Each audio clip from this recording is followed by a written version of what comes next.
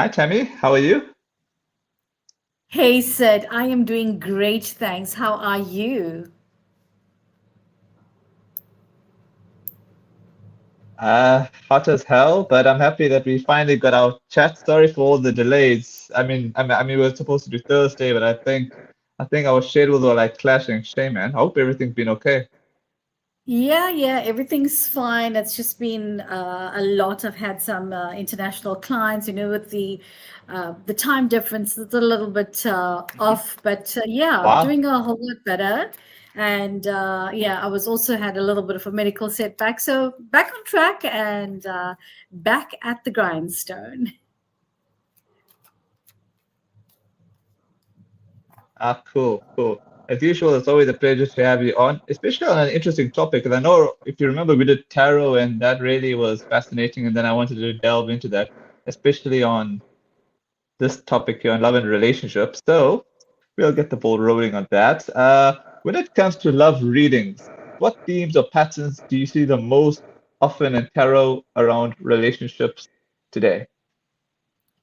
So, generally, around or the most common threads these days with relationships is healing old patterns, building strong boundaries. When you talk about Okay. relationships, it's not just a love relationship as such, it's also relationships between parent and child, bosses, siblings. So, there's a lot when it comes around relationships and also choosing stability and alignment, and also the I would say the emotional safety, the desiring of both persons, and sometimes you get people out there that just really just overthink love situations, and they really need that the tarot to give them that little nudge, especially where we have found this people in long relationships and they want to know, is this going anywhere, is he going to propose, those sort of things. So overall vibe is getting more intentionally and emotionally mature around relationships. Awesome. How can tarot help someone gain clarity in relationships without becoming emotionally dependent on readings?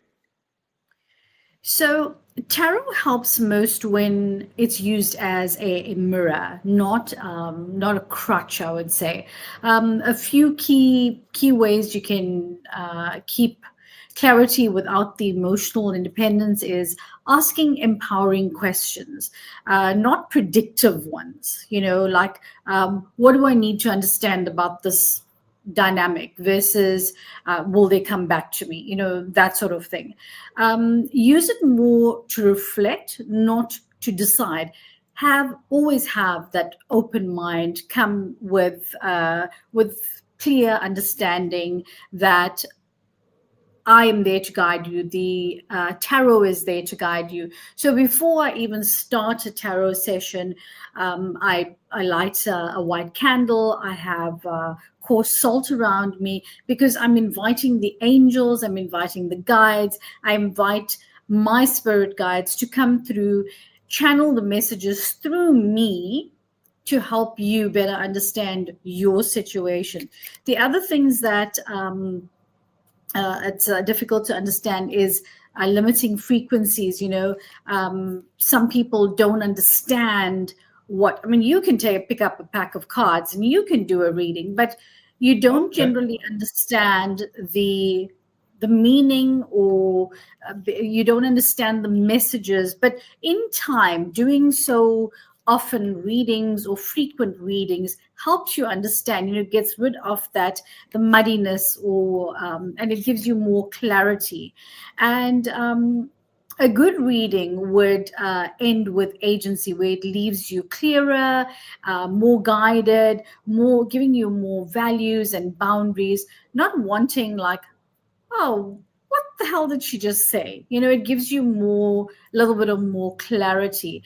And at best, tarot strengthens the intuition and the self trust, and it does not replace them. Okay. So tarot, it's more like giving you like a, could you say it gives you more of a close to 100% guide, or it's just giving you like an idea on things?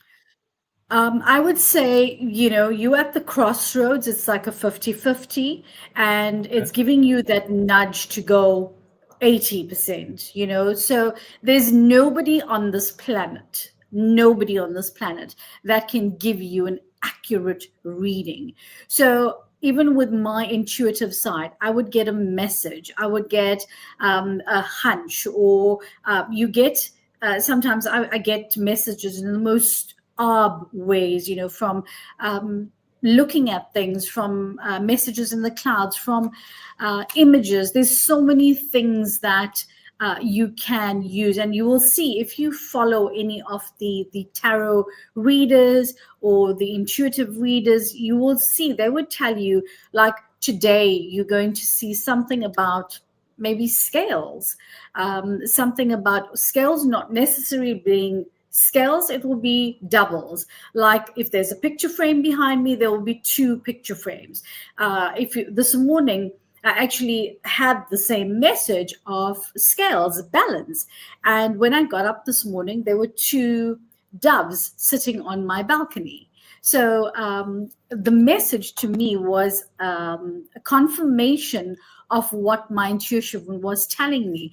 I get most of my messages as well around about 3 or 4 in the morning, and that in Hinduism is known as the Sattvic time. So it's the purest time. If you actually want to study as well, that is the best time to study, between that Sattvic time. So to come back to your question, the advice as well, choose yourself constantly.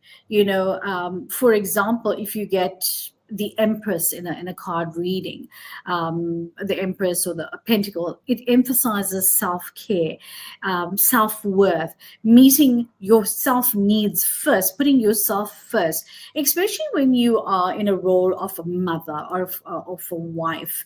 How often we thinking about the other person, we're thinking about our spouses, we're thinking about our children, we forget our own selves. So generally, like in a relationship, they say the husband is the head of the household, but the wife is the neck. She is that support structure that makes the husband, turn whichever way, which is in actual fact, it happens in most of the relationships.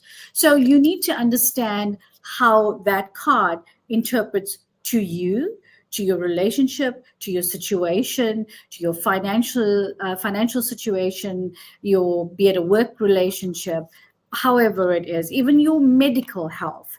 So also you need to build the inner stability, where, like, if you take a hermit comes up, and that is points to patience or to emotional regulation, like not being jumpy everywhere. Mm. And also the hermit also comes through with balance. So sometimes even in my dreams or in my intuitive messages, I get the picture of a card, and then, most often, if you look at the cards, they're so vast Mhm. with pictures.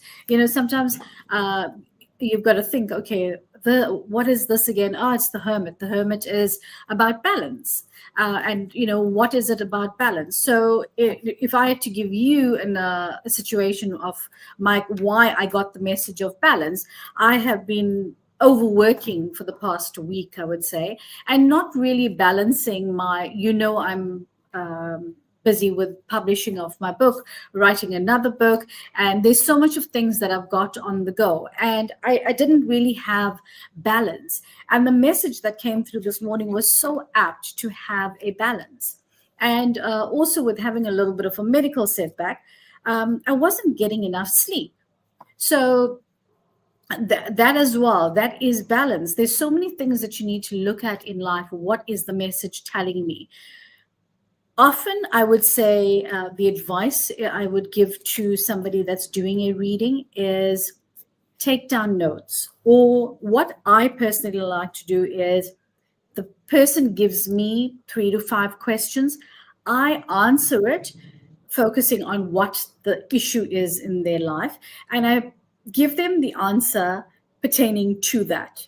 So you can go back and refer to those notes and say, that's what she meant, or that's what the card meant, or this card meant. So that's how you need to focus on a reading. And in short, tarot really, love starts when you feel whole, when you feel like you're your own self, and not waiting to be completed. You need to Mm, know, I'm enough, before you think about a relationship, or you think about, is he the right one for me. You need to feel comfortable in your own skin, not to feel lonely or alone before you. I've seen so often, I see, especially with females, that I need a boyfriend, I need a boyfriend, I need somebody, and they're so hasty. And the first guy that comes along, it's like,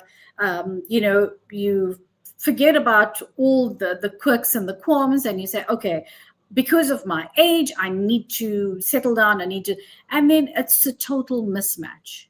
But sometimes when a person comes into your life, you don't realize that that person might be the link for you to meet somebody better, mm, or maybe for you to meet your twin flame, or your favorite. Or there's so many things that we refer the relationships to. You can have a twin flame not even as a love relationship. You can have it as a friend, as a co-worker. There's so many other relationships that can benefit you in so many ways, that can even. So say, like, take so say for you example, that you want a girlfriend, or you want a partner, and what are you doing? You sitting at home playing TV games the whole day.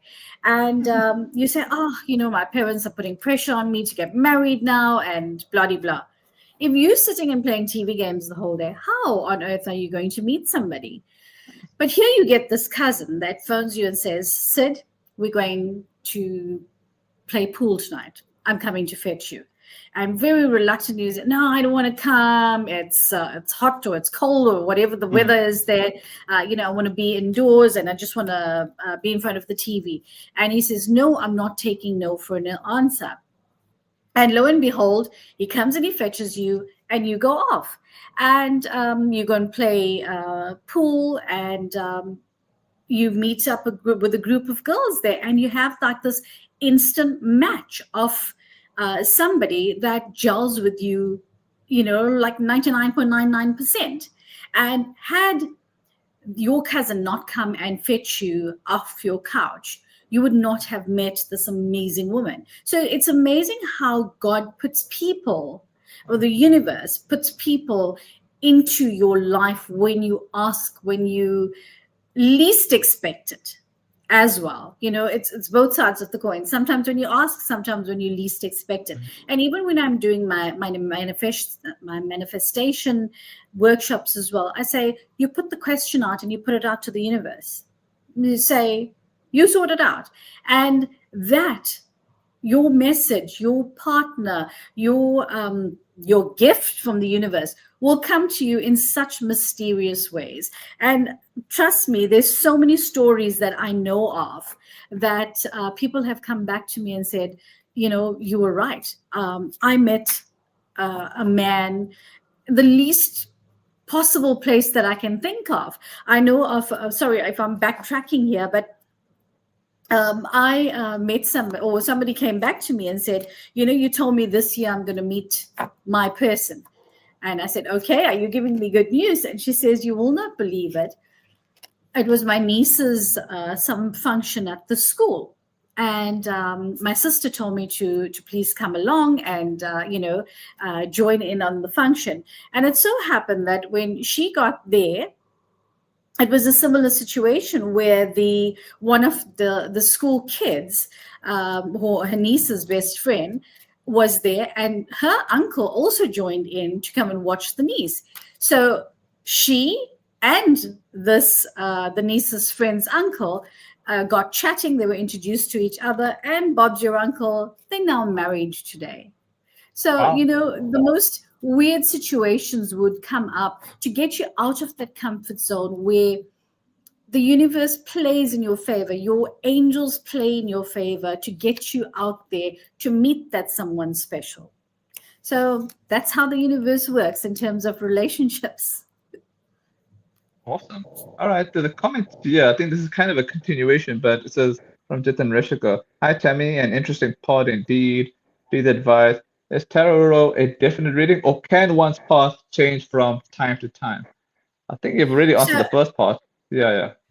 Yeah, so thank you, Jatin Reshika, for the question. So with tarot, understand, as I mentioned previously, what's it alluded to is that nobody on this earth can give you an accurate reading. We go Yeah. with what the angels give us, what messages come through, and the cards itself. If I had to pick up a card, and this, for example, is participation, apt card. All right, participation. So this is telling you now that as the example that I gave before, if you're not participating in anything, how on earth are you going to? There's no stork or no bird that's going to come and fetch you from your house and get you out there. So participation could be something at work. So your friends would tell you, let's go out for paddle tonight, and you might meet somebody.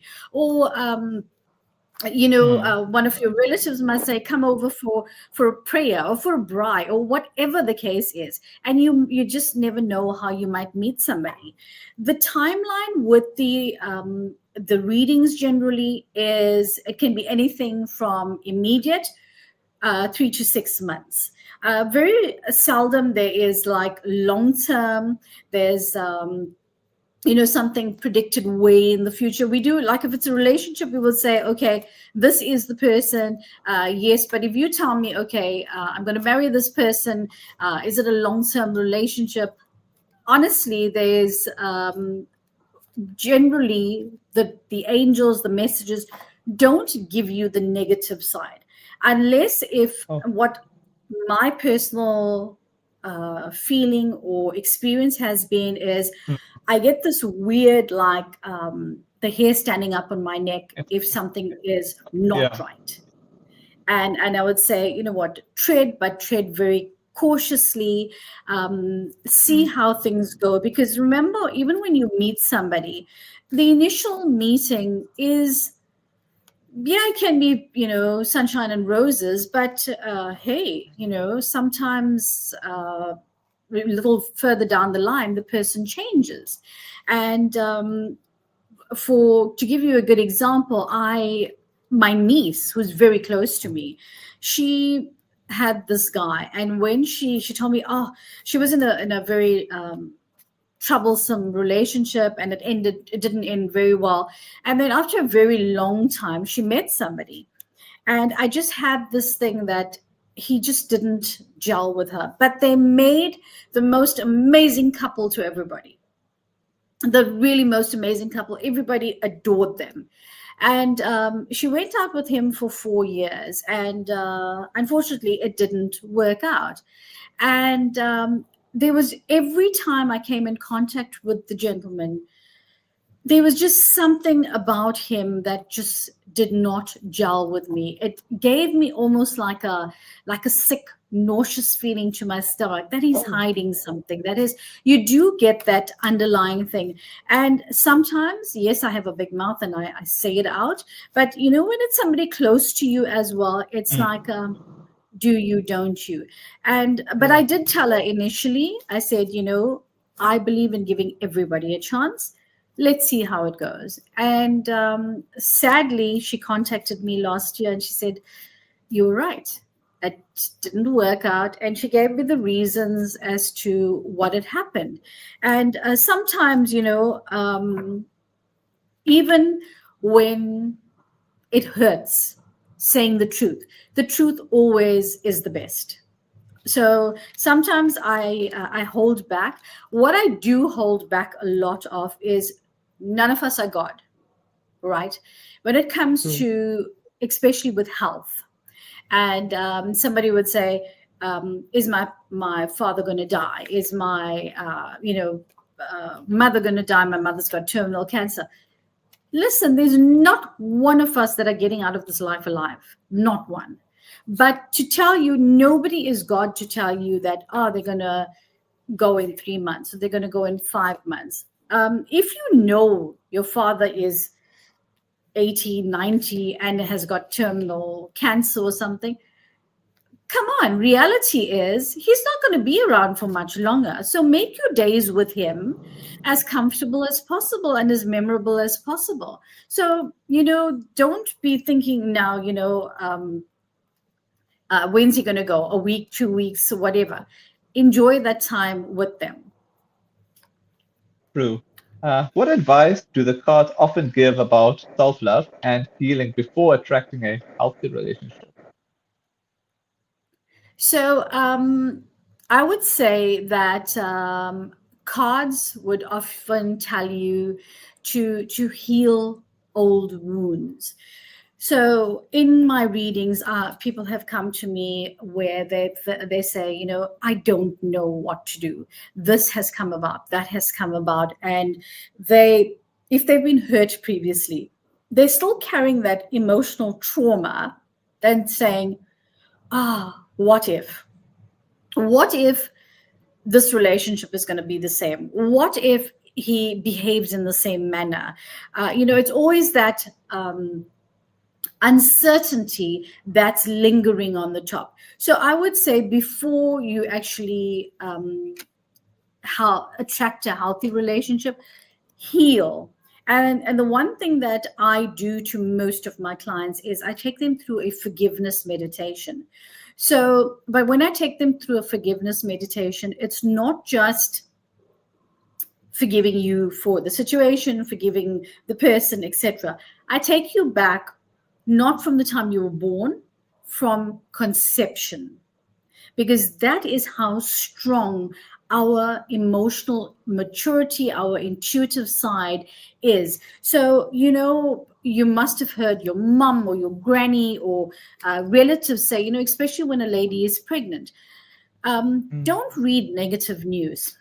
Listen to yeah. positive things. Listen to Mm, bhajans, to pleasant music, to classicals. Even yeah. not only in the Hindu world, in the English world, they tell you listen to classical music, listen to good things, enhance yourself in certain ways, because that fetus, you may think that the baby doesn't know, but that fetus actually holds so much. And so when I do the forgiveness meditation, I take them back through to conception and heal from there. And then I do from conception through to maybe 2 years. Then I do 2 to 10 years, 10 to 20, 20 to 30, and however old they are. And you go and you heal and forgive. So you may tell me, oh, but I don't remember my those days, what class one or grade one teacher. I don't remember that. That's fine. But I make you bring them into your circle, into a room. And even if you don't know the name, I say, you forgive everyone for everything that you have done consciously or unconsciously. And then when you do the forgiveness of them, I make you see yourself in the room. If you can't picture yourself, I make you stand in front of a mirror and forgive yourself. So that's where I start off, especially where people have got recurring patterns of troubled relationships or meeting abuser or abuser after, because they don't know any better.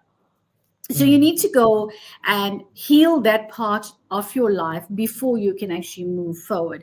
And I promise you, Sid, I have seen such phenomenal results. Yes, it may not be tomorrow, it may not be in a week's time, but I've had phenomenal results where people have come back to me saying, wow, I met somebody in, I didn't think that I would meet somebody. It can be 8 months later. And sometimes it can be the very next day. I know there was one uh, psychic medium in Durban, and she was relaying the story where this client came to her and said, I'm now in my 30s and I want to settled down. I've been in two relationships, but I chose to focus on my career. She was doing her MBA at the time, and I'm ready to settle down now. And the lady, the medium, actually said, I keep getting this message of 5.5. I don't know what it means. I don't know if it's 5.5 days, 5.5 weeks, 5.5 months, but I keep getting this message of 5.5. And she says, but I know that there is somebody there for you, and I see you in a very healthy relationship, if not marriage, by the end of the year. And so that was the message from the medium, from the cards, and so forth. And every card that she picked up was pertaining to togetherness, to couples, to partnerships, etc. And the lady worked, I'm not sure where in Durban, but the lady worked in a building, and they had a marketing company called 5.5 on one of the floors. And lo and behold, she met a guy that was in the lift that worked for this marketing company. And so I don't know what it was, but her bag strap or something got caught in the lift, and he helped her, rope it in, and they kicked off a conversation. And then he worked there for quite some time, and so did she. But not once did they meet each other, or even if they met each other, they didn't recall each other. But that particular time, they exchanged acquaintances, and then it so happened that they started meeting more frequently, and they got chatting. And she asked him, so are you working in the building? And he says, yes, I work at 5.5, the marketing company. And she burst out laughing.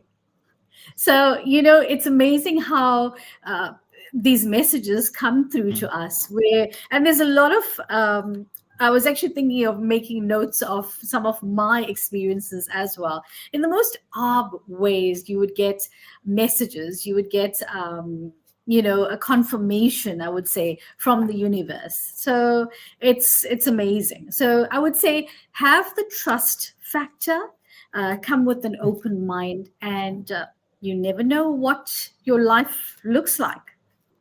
That's awesome. Can tarot offer guidance during breakups or relationship uncertainty, and how should people approach those readings? Oh, almost, I would say absolutely. Tarot can be really supportive during breakups, and if approached the right way. So, what tarot can help you with is processing of emotions, finding meaning. So, if you would get the say 5 of Cups, it tells you, go deeper, look at the emotional maturity, look at what your feelings are. Most often, like sometimes you portray your feeling already, and it's like a blocker almost. So, and also gain perspective and closure, whether you had a troubled relationship and you are hanging in limbo. Is he going to come back? Should I, shouldn't I? So I would say gain closure first of the relationship before you can actually move on to the next one. Understand the lessons and the patterns. Why am I going through this? Like the Temperance card, it will come on saying a repetition. Why am I going through this? Why? Also reclaiming your personal power, as I mentioned before. Know who you are, why you want certain things, and start from a starting point as such. And how you approach these is focus on yourself and not the other person, right? Mm. The ask, what is it teaching me? Especially if you've got troubled relationships, ask, what is it teaching me, instead of, why am I feeling like this right now? Change the way you question things. Ask for yourself, even if there's no other person, the second person in the picture, why am I going through this? What is my lesson? What do I need to learn from this here? And avoid outcome chasing, where, like repeatedly asking if there's reconciliation, if this will happen, or deeper anxiety rather than clarity. Ask more for clarity rather than, close-ended outcome chasing. Also use tarot to validate emotions, not bypass them. Let the cards name the grief for you, the anger, the confusion, the uncertainty. Then feel it, resonate with it, sit with it, and figure out why, or what is my lesson, what is my reason, and then work from there. Then create a space between readings. So distance can help. So I've got one client, about 2 or 3 actually, that would phone me on a weekly basis. So, and she will tell me, oh, this is what's happening, pull a card for me. That is what's happening, pull a card for me. Sometimes you need to give it space, let it resonate. And I would say you rather do your readings in a space of 3 months rather than doing it on a weekly basis, because you are becoming far too dependent on me and the cards answering your questions than you actually feeling it. And sometimes that's where you can have that mismatch, or the puzzle is just not fitting.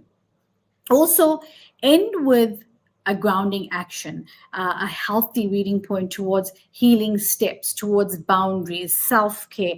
Not waiting, as I said, if I'm telling you, yes, you're going to meet somebody before the end of the year, it's not waiting and thinking, how is that person going to come to me?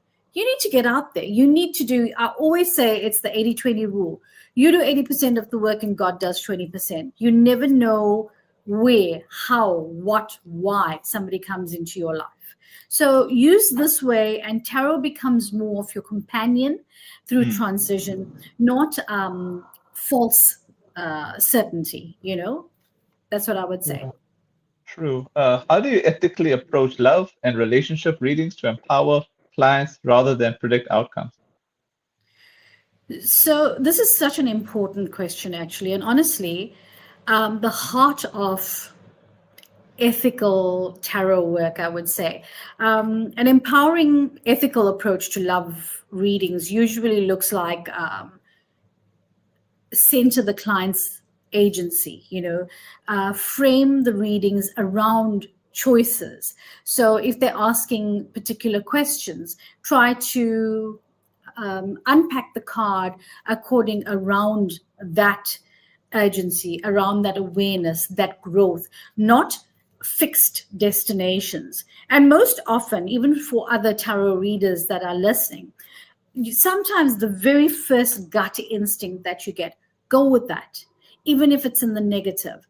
Avoid definitive or definite predictions to say it's going to happen then, because relationships involves, I would say, free will. You need to have that childlike innocence in you.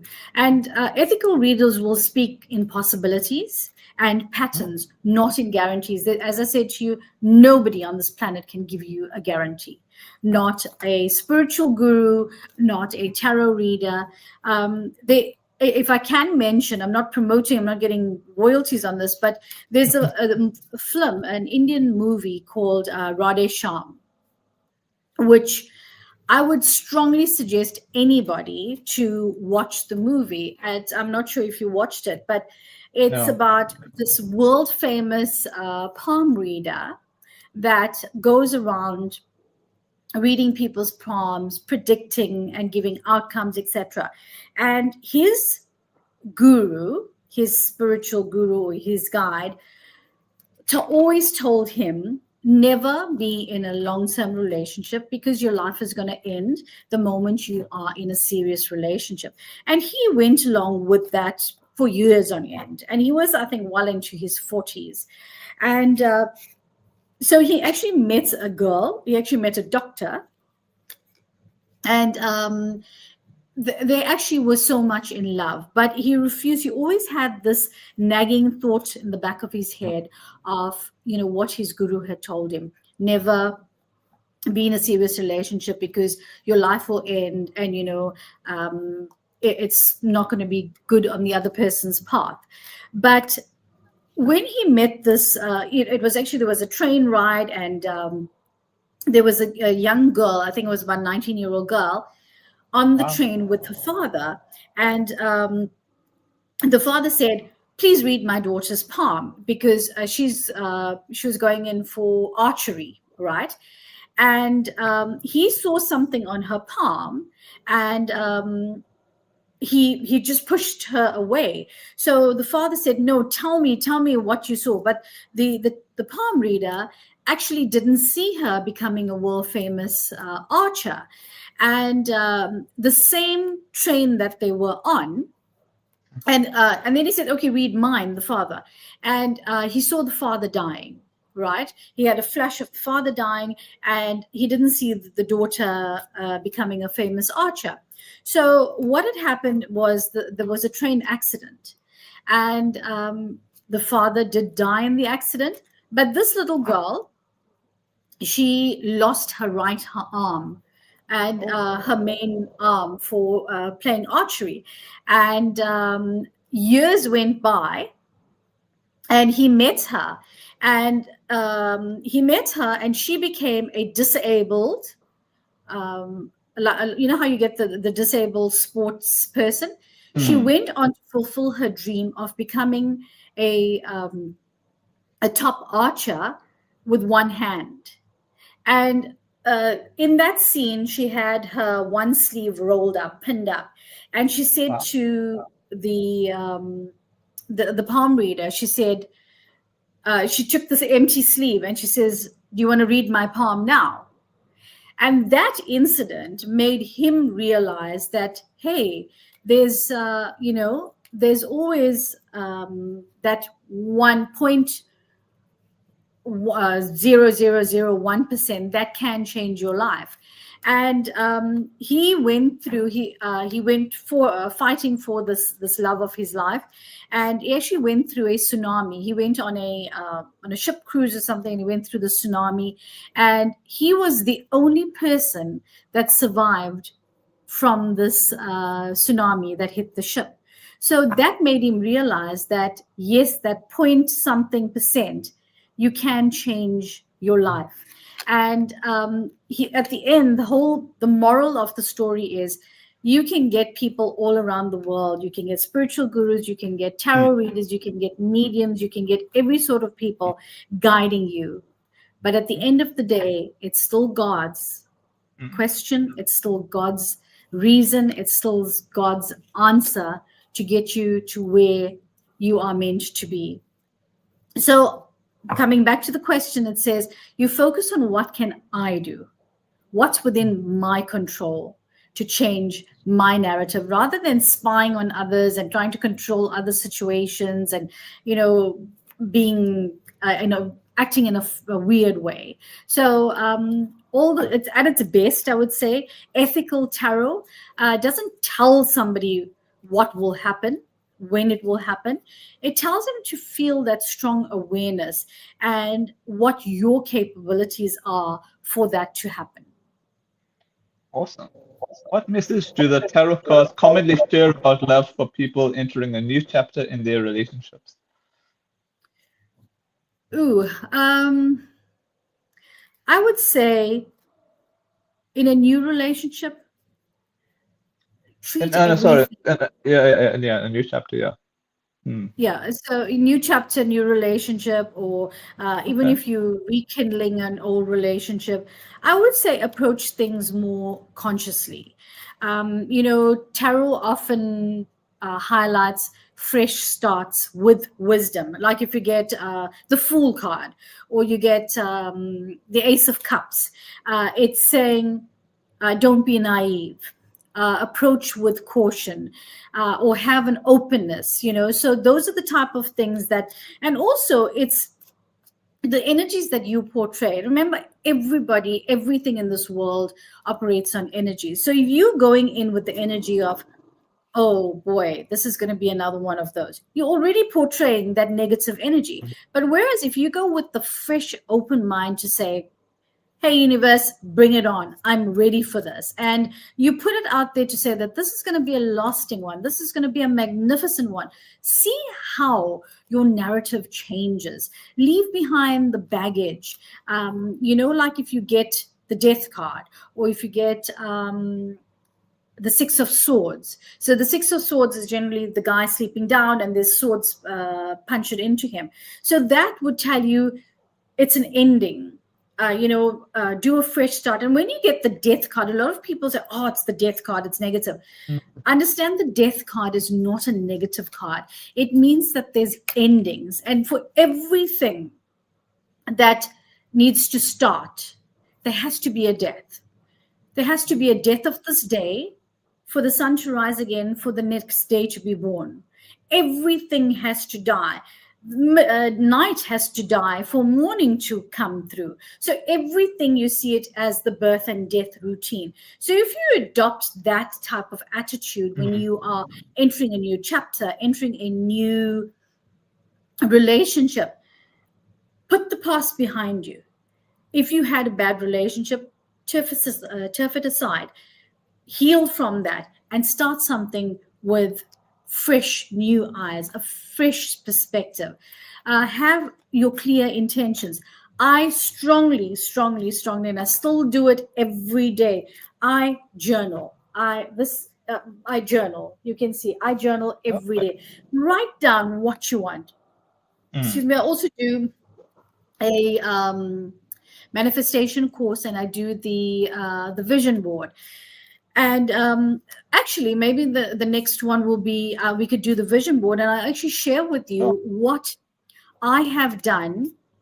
To give you an example, I had divorced, right? And there's no way that I had the intention of divorcing to remarry. Never, never. But I put it down, and with I'm a Piscean. I need to be with, Pisces are fish, they swim together. It wasn't meant for me to be alone. And after the divorce, yes, that got lonely. And then I put it down, I did my vision board. I put my vision board up, and I put down all the things, the qualities that I wanted in a guy. All right. And I thought, for shits and giggles, let me put up a picture. And I put up The Rock, Dwayne Johnson. I put up his picture. And I'll actually show it to you on the next podcast, where if you look at my husband, if you put the picture, so Dwayne, there was one picture where Dwayne had the little goatee. If you look at my husband and you look at Dwayne Johnson, I put it side by side, and both bald heads, so similar in resemblance, the big frame.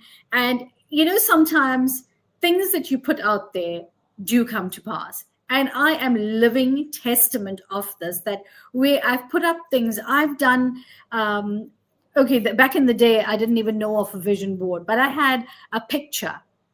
I had a picture put up. Not put up. I had it, those days I had a underwear drawer. I was 8 years old. I had a picture of the Taj Mahal. And every time I opened that drawer, morning and evening, I would look at this picture. It was actually a picture of my aunt and uncle sitting back to back with the backdrop of the Taj Mahal. And I said, one day I'm going to have the same picture. And lo and behold, 20 years later, I had the very same picture with then my ex-husband. So always coming back to your question is clear the baggage, set clear intentions, balance effect with effort, I would say, with emotional maturity, trust, build slowly, not rush. Don't use your age to come in the way and say, oh, I need to get married now, I need to do this, I need to do. No, everything happens in divine timing.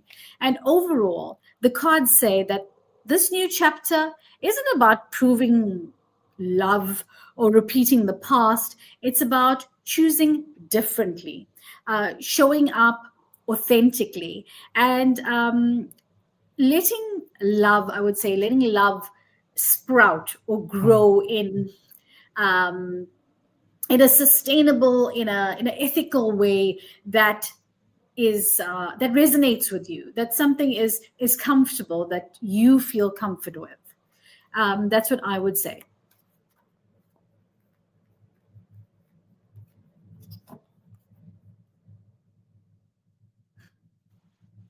Wow. Oh, hello. Could you hear me? Yeah, I can hear you. Okay, now just saying, thanks once again for your time, and we'll definitely catch up. I mean, we will definitely touch up on that topic on the vision board. Absolutely. Looking forward to it, and love and light to all the listeners and the viewers. And I will catch you next week. Take care.